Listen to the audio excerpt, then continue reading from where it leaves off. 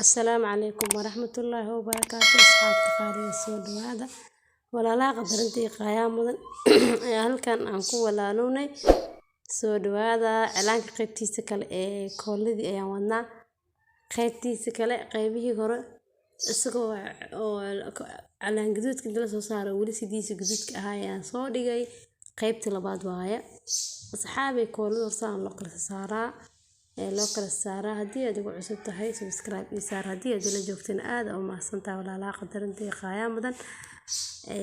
kambaleelkana furo ad video haddii aad daawatayna like dhac igu sii kooladeeni lagu xaasa saarnay isas noocyadaas kala duwan baasho kaligeeda la duba haddii la videoga zaid waaye anigana keligay ahay sida darteed waa duubi waaye macnaha videoga waa sidii dhameystiran u duubi waaye hafafkaas aan markaan koolay kadib baa inta ii soo duubay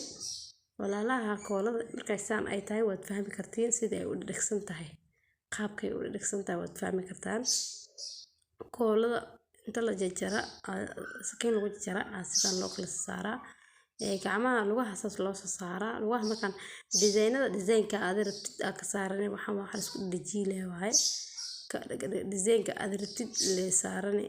iyadoo labada lugood soo saareen ka soo baxay waakaas lagu markaan soo saaray kadib gacantaan ku daraaya gacmaha hal gacan aan ku saarooyaa hal gacan aan ku daraaya hal gacan iyo kooladeen ka soo baxada koolada markaan ka baxa maxaa ii haray cilaankeenna caadiga ah gaduudka aan dhac isku siiyay kadib maxaan sameeyay cilaankaas cabaar kadib waqti uu qaadanaya waqti qaatay kadib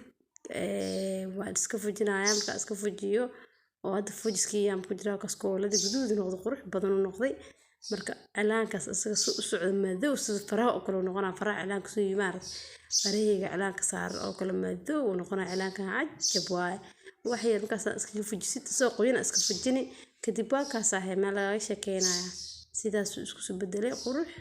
kaaliska arag madow qurux badan ku soo baxay gacmaha kaaliska arag waaya maartay markaas jaayada ku duubay hadda laakiin guriga iska dhex duubay asxaabta qaaliga haddii aad ugu cusub tahay subscribe si ardayda la joogtana ku mahadsantahay